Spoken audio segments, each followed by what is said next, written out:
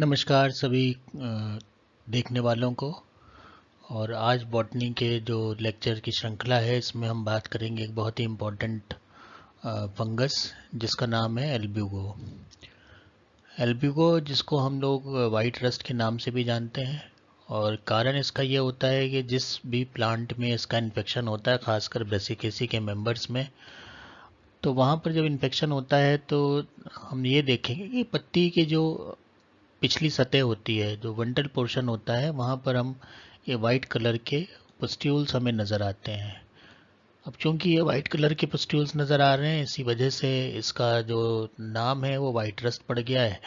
और ज़्यादातर ये क्रूसीफेरी के मेंबर्स में होता है, जिसको अब ब्रेसिकेसी फैमिली कहते हैं। तो इस वजह से इसको वाइट रस्ट ऑफ क्रूसीफर के नाम से ज़्यादा जाना जाता है। तो आज हम लोग इसी के बारे में बात करेंगे, एल्ब्यूगो के बारे में। तो इंट्रोडक्शन देखें तो एल्ब्यूगो जो है वो जीनस है, जो कि ऐसा जीनस है जो कि प्लांट पैरासिटिक है, ओमाइसिटीज में आता है। और इसमें जो बीमारी होती है वाइट रस्ट होती है प्लांट्स में, जिसमें वाइट ब्लिस्टर्स बन जाते हैं। जैसे आप यहाँ पर ये सारे ब्लिस्टर्स देख रहे हैं पत्ती पर। पत्ती की जो पिछली सतह होती है, जो वेंट्रल सरफेस है, वहाँ पर इस तरह से वाइट कलर के पुस्ट्यूल्स दिखाई पड़ते हैं जब ये बिल्कुल इन्फेक्शन एकदम अपने पीक पे होता है। और ये ऐसा नहीं कि सिर्फ ब्रेसिकेसी के ही मेंबर्स को इन्फेक्ट करता है। ब्रेसिकेसी के अलावा ये जो फैमिली एमरेंथेसी है, चिनोपोडिएसी है, और इसके अलावा एस्टरेसी है, इसके भी मेंबर्स को में इन्फेक्शन ये कर सकता है। लेकिन ज़्यादातर ये मशहूर जो है वो ब्रेसिकेसी या क्रूसीफेरी फैमिली के मेंबर्स में इन्फेक्शन करने के लिए है। टेक्सोनॉमी की बात करें तो यहाँ पर ये जो डोमेन है वो यूकैरियोटा है। इसका जो क्लास है वो माइसिटीज़ है। ऑर्डर इसका एल्ब्यूजिनेल्स भी लिखा हुआ है कुछ किताबों में, और पेरेनोस्पोरिल्स भी लिखा हुआ है। तो नए क्लासिफिकेशन के मुताबिक एल्ब्यूजिनेल्स है और पुराने के मुताबिक पेरेनोस्पोरिल्स है। फैमिली इसकी एल्ब्यूजिनेसी है और जीनस इसका एल्ब्यूगो है। और जहाँ तक इसमें जो कॉमन स्पीशीज़ है उनकी बात की जाए तो एल्ब्यूगो कैंडाइडा है, एल्ब्यूगो लेबेचाई है, और एल्ब्यूगो ऑक्सीडेंटलिस है। ये बहुत ज़्यादा कॉमन स्पीशीज़ हैं। इसके अलावा और भी स्पीशीज़ हैं, लेकिन ज़्यादातर हम जो बात करते हैं, जब प्लांट के केस को हम पढ़ते हैं, तो एल्ब्यूगो कैंडाइडा के बारे में बात ज़्यादा होती है। तो मेजर स्पीशीज़ के ही मुद्दे को आगे बढ़ाते हैं और क्या होस्ट रेंज है, तो वो हम देख सकते हैं कि जो एल्ब्यूगो कैंडाइडा है वो ब्रेसिकेसी के मेंबर्स को ही मेनली इन्फेक्ट करती है, जिसमें मस्टर्ड है, रेपसीड है, रेडिश है, कैबेज है। और इसका जो डिस्ट्रीब्यूशन है वो भी ग्लोबल है। तो कॉस्मोपॉलिटन एक तरह से स्पीशीज़ है, हर जगह लगभग हर देश में पाई जाती है। उसके अलावा जो दूसरी स्पीशीज़ है एल्ब्यूगो ऑक्सीडेंटलिस है, और इसमें जो है वो स्पिनच पे ये डिजीज़ कॉज करती है। और ये ज़्यादातर जो इसके केसेस हैं वो नॉर्थ अमेरिका से रिपोर्टेड हैं। तो इसका जो डिस्ट्रीब्यूशन है कॉस्मोपॉलिटन नहीं है। तो इंडिया में अगर हम बात करें तो एल्ब्यूगो कैंडाइडा का इन्फेक्शन ज़्यादा देखने को मिलता है। और कुछ एक जो नई स्पीशीज़ हैं जो अभी रिपोर्ट की गई हैं, उसमें एल्ब्यूगो लेबेचाई है, जो कि अरेब्डोप्सिस थैलियाना के ऊपर इन्फेक्शन कॉज करती है। तो एस्टेरेसी के मेंबर और चिनोपोडिएसी के मेंबर, एमरिंथेसी के मेंबर, ये भी इस पर्टिकुलर जीनस की जो अलग अलग स्पीशीज़ हैं उनसे इन्फेक्ट हो सकते हैं। और हर जगह जहाँ पर भी इन्फेक्शन होगा, ये वाइट कलर के पुस्ट्यूल्स या ब्लिस्टर्स हमें देखने को मिलते हैं। लाइफ साइकिल ऑफ पैथोजेनेसिस को देखें तो यहाँ पर हम ये देखते हैं कि इसमें जो रिप्रोडक्शन है वो सेक्सुअल भी होता है, जो स्पोर से होता है, और ए सेक्सुअल भी होता है, जो कि स्पोरेंजा जिसमें बनती है, और स्पोरेंजा जो स्पोर्स बनाते हैं। वो स्पोर जो है वो परसिस्टेंट इनोकुलम का रोल अदा करते हैं, और ये जो है वो सॉइल में हमेशा पड़े रहते हैं, क्योंकि ये काफ़ी टफ स्ट्रक्चर होते हैं। तो जब तक फेवरेबल कंडीशन नहीं है तब तक ये रेस्टिंग स्पोर की तरह पड़े रहते हैं। लेकिन फेवरेबल कंडीशन में जर्मिनेट करते हैं, और जर्मिनेट करने के बाद इसमें से जो स्पोर्स निकलते हैं, जो कि जब उनका खुद का जर्मिनेशन होता है जो स्पोर का, तो जर्म ट्यूब बनती है। और ये जर्म ट्यूब जो है वो होस्ट प्लांट के अंडर स्टोमेटा या फिर कोई इंजुरी है अगर एपिडर्मिस में, उसके थ्रू चली जाती है।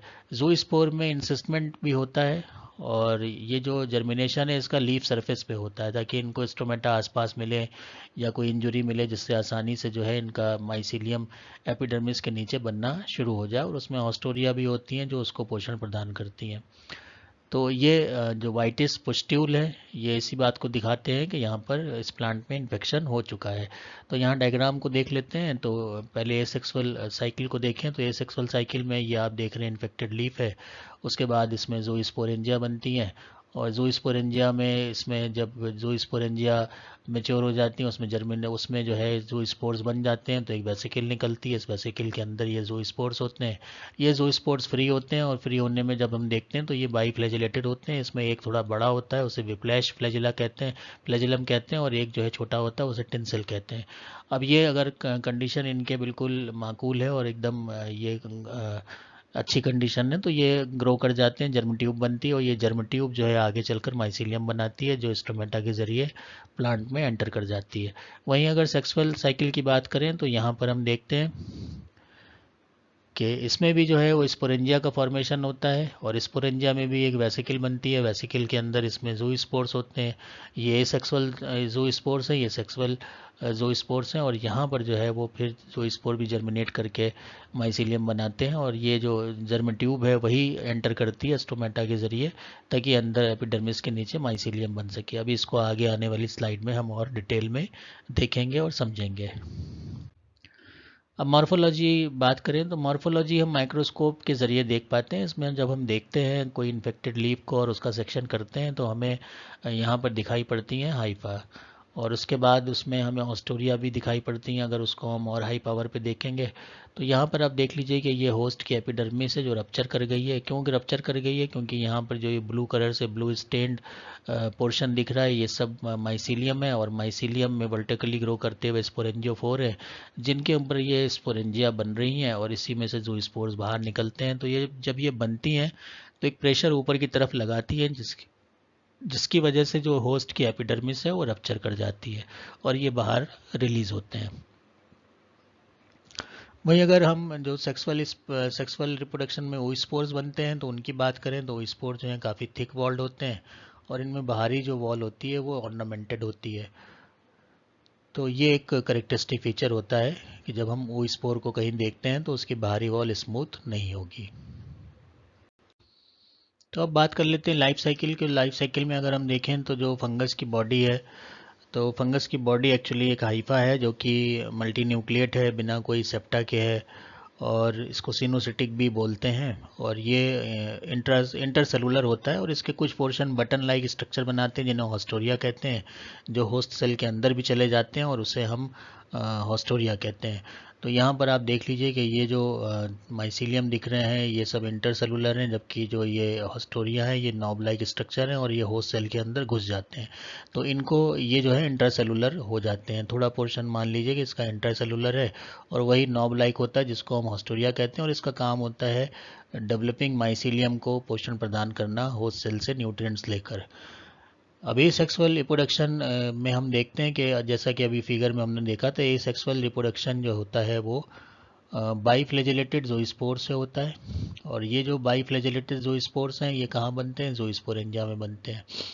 और ये जो स्पोरेंजिया है ये बनती है वर्टिकल स्ट्रक्चर पे जिन्हें हम कहते हैं स्पोरेंजियोफोर। तो शुरू में क्या होगा कि भाई होस्ट सेल है, इसमें इस तरह से इसमें हॉरिजॉन्टली जो है वो माइसीलियम ग्रो कर रहे हैं। जब इसमें रिप्रोडक्शन की स्टेज आएगी तो इसमें से कुछ इरेक्ट हो जाएंगे, उनका जो पोर्शन है ऊपर की तरफ ग्रो करने लगेगा, और यहाँ पर ये एक पूरी चेन बनाएंगे स्पोरेंजिया की, और इसी चेन के दबाव की वजह से जो एपिडर्मिस है वो रप्चर कर जाती है। तो इसमें एक बनेगा, मान लीजिए ये इसका हेड है स्पोरेंजियोफोर का, एक एब्स्ट्रैक्शन हुआ, एक बना, और ये बनेगा, उसके बाद एक और एब्स्ट्रैक्शन होगा, एक दूसरा बनेगा, और ये पहला वाला ऊपर चला जाएगा। तो ये फर्स्ट था, ये सेकंड है। इस तरह से चेन बनती चली जाती है, और इसी चेन के जो प्रेशर है उसकी वजह से होस्ट की एपिडर्मिस रप्चर कर जाती है। यहाँ पर जैसे डायग्राम में आप देख सकते हैं कि ये आप देखिए ये क्लब लाइक स्ट्रक्चर है। थोड़ा सा इलोंगेट करेंगे, इलोंगेट करने के बाद इसमें ये पहला राउंडेड स्ट्रक्चर कट ऑफ हुआ, उसके बाद ये दूसरा हुआ, तो ये पहला हो गया, ये दूसरा हो गया। तो एक बेसिपिटल मैनर में ये पूरी चेन ऊपर की तरफ बनती चली जाती है, और यही चेन आगे जो चल के ज़ूस्पोर्स का निर्माण करती है। और वो ज़ूस्पोर जो है वो जब सही कंडीशन पाते हैं तो उसमें ये जर्म ट्यूब बन रही है, ज़ूस्पोर है, ये जर्म ट्यूब बन रही है। जर्म ट्यूब में जर्म ट्यूब जो है वो स्टोमेटा के ज़रिए होस्ट सेल के अंदर दोबारा एंटर कर जाते हैं, और फिर से वही इन्फेक्शन की साइकिल शुरू कर देते हैं। इसी तरह से चेन ऑफ ज़ूस्पोरेंजिया बनती रहती हैं। तो ये एक एसेक्सुअल रिप्रोडक्शन की बात है, और इसी की तरह से थोड़ा सा मिलता जुलता लेकिन बहुत कुछ अलग सेक्सुअल रिप्रोडक्शन होता है, तो उसको देख लेते हैं। तो सेक्सुअल रिप्रोडक्शन जो होता है वो गैमस होता है। इसमें जो फीमेल है उसको वो गोनिया कहते हैं, मेल को एंथ्रीडिया कहते हैं। जो फीमेल है वो राउंडेड स्ट्रक्चर होता है और जो मेल है वो क्लब शेप स्ट्रक्चर होता है, और दोनों आसपास ही बनते हैं। जो इसमें साइटोप्लाज्म होता है फीमेल में, वो उसमें काफ़ी वैक्यूल्स भी होती हैं, बहुत सी न्यूक्लियाई होती हैं जो कि यूनिफॉर्मली डिस्ट्रीब्यूटेड होती है यंग ओगोनियम में। लेकिन जैसे जैसे ओगोनियम मैच्योर होता है तो वहाँ पर जो उसका प्रोटोप्लाज्म है वो डिफरेंशिएट करता है, और डिफरेंशिएट करने के बाद इसमें एक आउटर रीजन बनता है जिसे हम कहते हैं पेरीप्लाज्म, और एक डेंस रीजन बनता है जिसे हम कहते हैं सेंट्रोप्लाज्म या सेंट्रल प्रोटोप्लाज्म। जो पेरीप्लाज्म है उसमें में बहुत सी न्यूक्लियाई होती हैं और बहुत सी वैक्यूल्स होती हैं। वहीं जो सेंट्रल प्रोटोप्लाज्म है या जो डेंस होता है, और ये पेरीप्लाज्म जो है उसी को हम ओस्फेयर या फिर एग भी कहते हैं। अब जब ये डेंस जो साइटोप्लाज्म है वो स्फीयर के अंदर जो पाया जाता है उसके अंदर बहुत से न्यूक्लियाई होते हैं, लेकिन फिर इसमें एक ही रह जाता है जो कि फंक्शनल रहता है, और बाकी सब जो है वो डिजेनरेट कर जाते हैं। तो एक फंक्शनल रहेगा, बाकी डिजेनरेट कर जाएंगे, और यही जो है एक सेल की तरह काम करेगा। एंथ्रीडियम जो होगी वो टर्मिनल होती है, और टर्मिनल होने के साथ साथ इसमें जो इसमें कुछ पॉइंट ऑफ अटैचमेंट होते हैं, क्लब शेप स्ट्रक्चर है, और ये धीरे धीरे जो है वो वॉल से अट्रैक्ट होगा। किसकी वॉल से? ओगोनियम की वॉल से। जहाँ पर ये दोनों पॉइंट अटैच होंगे वहाँ पर फर्टिलाइजेशन ट्यूब का निर्माण होता है। तो जब ये एंथ्रीडियम जो है अटैच करता है अपने आप को ओगोनियल वॉल के साथ, तो जो पॉइंट ऑफ कांटेक्ट है वहाँ पे फर्टिलाइजेशन ट्यूब बनती है, और ये जो है एंथ्रीडियम से ही बनती है। अब ये फर्टिलाइजेशन ट्यूब जो है पेनिट्रेट कर जाती है ओगोनियल वॉल को और ओस्फेयर तक पहुँचती है, जिसके दौरान ये पेरीप्लाज्म को भी क्रॉस करती है। अब इसमें एक फंक्शनल मेल न्यूक्लियस जो है वो ट्रांसफ़र होता है, और एग के साथ फ्यूज़ होकर वहाँ पर जो है वो प्रोसेस को फर्टिलाइजेशन की पूरी करता है, और बाकी जितने भी न्यूक्लियाई होते हैं वो सारे के सारे एंथ्रीडियम में डीजनरेट हो जाते हैं। अब जो ओ स्पोर बन गया ये फर्टिलाइजेशन के बाद, तो ये थिक वॉल्ड स्ट्रक्चर बनता है। इसमें 3 लेयर की वॉल होती है। आउटर मोस्ट लेयर जो है वो काफ़ी थिक होती है, वॉल्टी होती है, जैसे कि एल्ब्यूको कैंडाइडा में होती है। और वो स्पोर जो है वो एक लार्ज डिप्लॉयड न्यूक्लियस 2n जिसको हम कह सकते हैं वो कंटेन करता है। कुछ केसेस में ये देखने को आया है कि कुछ स्पीशीज़ में मियोसिस यहाँ पर होती है, लेकिन अल्ब्यूको कैंडाइडा में यहाँ पर कोई मियोसिस रिपोर्टेड नहीं है। तो ये सेक्सुअल रिप्रोडक्शन का थोड़ा सा डायग्राम है। यहाँ पर आप देखिए कि ये ओगोनियम है और ये एंथ्रीडियम है छोटा वाला, और ओगोनियम और एंथ्रीडियम की बॉल जो है आपस में कांटेक्ट में आती है। कांटेक्ट में आने के बाद उसमें कुछ रिएक्शंस होते हैं, और रिएक्शंस होने के फलस्वरूप यहाँ पे फर्टिलाइजेशन ट्यूब का निर्माण होता है, और इस फर्टिलाइजेशन ट्यूब के माध्यम से इसमें से जो एक न्यूक्लियस है वो यहाँ पर आता है और फर्टिलाइज करता है एग को। बाकी सारे के सारे डिजनरेट कर जाते हैं। जब ये फर्टिलाइज हो जाता है तो यहाँ पर फिर वॉल का फॉर्मेशन स्टार्ट होता है। काफ़ी थिक 3 लेयर की वॉल बनती है, जो कि इसको एक बहुत रिजिड और मजबूत स्ट्रक्चर बना देती है, और इसको इसी वजह से ये रस्टिंग स्पोर भी कहा जाता है। और ये जब तक इसको अच्छी कंडीशन नहीं मिलेगी इसी हाल में ये पड़ा रहेगा, और जब इसको कंडीशन अच्छी मिलेगी तो ये जर्मिनेट करेगा। जर्मिनेट करने के बाद इससे भी क्या बनेंगे? ज़ोस्पोर्स बनेंगे। तो और वो ज़ोस्पोर जर्मिनेट करके नई साइकिल इन्फेक्शन की स्टार्ट कर देंगे। अब देख लेते हैं कि एपिडेमियोलॉजी और इसके क्या इम्पैक्ट होते हैं। तो एल्बिगो कैंडाइडा एक बहुत ही ज़्यादा फेमस फंगस है इस मामले में, क्योंकि इसकी वजह से मस्टर्ड की जो फसल है उसको बहुत नुकसान होता है, और देखने में आया है कि पूरी दुनिया भर में ये स्प्रेड होता है, और जो नुकसान है उसकी हद जो है 17 से 55% तक रिपोर्टेड है। तो जब भी ये इन्फेक्शन होता है तो बहुत रैपिड होता है और लगभग फसल को पूरी तरह से बर्बाद कर देता है।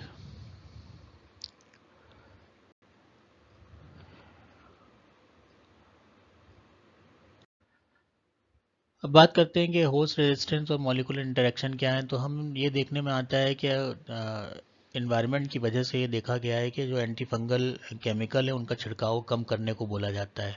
तो इसके लिए कोशिश ये की जाती है कि हम रेजिस्टेंट वैरायटी को उगा सकें। अब ये रेजिस्टेंट वैरायटी जो है इनमें कुछ एक्सपेरिमेंट हुए हैं, खासकर जैसे कि ब्रासिका रेपा में हुआ है। इसमें ट्रांसक्रिप्टोमिक स्टडीज़ हुई हैं और इसकी वजह से जो है इसमें इम्यून रिस्पॉन्स देखा गया है कि ये जो इम्यून रिस्पॉन्स किस हद तक जाता है और किस तरह से कंट्रोल करता है फंगल के इन्फेक्शन को।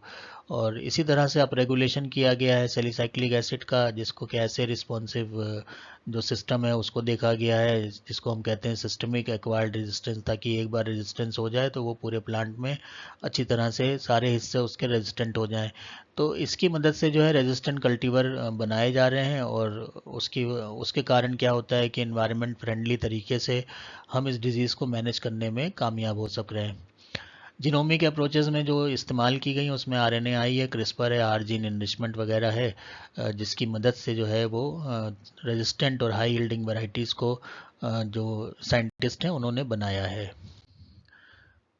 इसी मैनेजमेंट स्ट्रेटजीज में आगे देखें तो जो ब्रीडिंग और होस्ट रेजिस्टेंट है इसको इको फ्रेंडली अप्रोच माना गया है, ताकि इसमें केमिकल का जो इस्तेमाल है वो बहुत कम होता है, जिसकी वजह से जो नॉन टारगेटेड किलिंग है दूसरे जो लिविंग ऑर्गेनिज्म है उनकी उनमें काफ़ी कमी देखने में आई है। और केमिकल कंट्रोल भी कहीं कहीं पर बहुत ज़रूरी हो जाता है, जहाँ पर मान लीजिए रेजिस्टेंट वैरायटीज़ किसानों को अभी नहीं मिली हैं, तो उनके पास यही एक तरीका होता है कि वो एंटी फंगल केमिकल का इस्तेमाल करें, जैसे मेटल एजाइल का। और ये प्रैक्टिस जो है वो कुछ हद तक जो इसका इन्फेक्शन है उसको रोकने में कारगर होती है, हालांकि उतनी इको फ्रेंडली नहीं होती जितनी रेजिस्टेंट वैरायटी। तो हमेशा याद रखिए कि रेजिस्टेंट वैरायटीज़ का बनाना ही जो है वो सबसे सही तरीका है अगर हम इको फ्रेंडली में कोई डिज़ीज़ फंगल और बैक्टीरियल इन्फेक्शन की मैनेज करना चाहते हैं। तो यहाँ पर एक बार जाते जाते एक रिवीजन कर सकते हैं कि एल्ब्यूको क्या है, कि ऑब्लिगेट इंटरसेलुलर पैथोजन है, पैरासाइट है, और ये जो है पूरा होस्ट लिविंग होस्ट में ही अपनी लाइफ साइकिल कंप्लीट करता है। इसमें जो है वो मल्टी सेलुलर एसेप्टेट सिनोसिटिक माइसीलियम होता है, जो कि इंटरसेलुलर होता है, लेकिन उसका कुछ पोर्शन सेल के अंदर जाता है जिसको कहते हैं ऑस्टोरिया। तो थोड़ा बहुत इंट्रासेलुलर हो जाता है ताकि वो जो फूड है वो उसको होस्ट सेल से एब्जॉर्ब करके डेवलपिंग माइसीलियम को पहुंचा सके। इसमें रिप्रोडक्शन सेक्सुअल भी होता है, एसेक्सुअल भी होता है, दोनों ही जगह जो है वो ज़ूस्पोर बनते हैं, हालांकि दोनों की बनने की विधि थोड़ी अलग अलग है। और जो डिज़ीज़ इससे होती है वो बहुत मशहूर डिज़ीज़ है वाइट रस्ट ऑफ क्रूसिफर, इस नाम से जाना जाता है। तो यहाँ पर आप देखिए कि जो हाइफा का स्ट्रक्चर है वो कैसा है, ब्रांच है हाइफा, एक ब्रांच ये है और इसके बाद इसमें कोई भी सेप्टा का फॉर्मेशन नहीं होता, बहुत से न्यूक्लियाई होते हैं। तो और वो साइटोप्लाज्म में तैरते रहते हैं, तो कोई भी वॉल का फॉर्मेशन नहीं होता। लेकिन एक जगह पे वॉल का फॉर्मेशन होता है, वो कब होता है कि जब सेक्स ऑर्गन बनते हैं, तो यहाँ पर हाइफा बाकी हाइफा और सेक्स ऑर्गन के बीच में ये बॉल एक बन जाती है और इससे ये सेपरेट हो जाते हैं। तो चाहे वो मेल की बात हो और चाहे वो फीमेल की बात हो, इस तरह से सेप्टेशन हमें देखने को मिलता है। ये यहाँ पर ऑस्टोरिया है जो कि इसका एक बहुत इंपॉर्टेंट पार्ट होता है, और ये इंट्रासेलुलर होता है, सेल के अंदर जाता है, और ये नॉब लाइक स्ट्रक्चर है जिसके अंदर माइटोकॉन्ड्रिया वगैरह बहुत सी होती हैं, और इसका काम होता है कि जो भोजन है उसको डेवलपिंग माइसीलियम तक पहुंचा सके।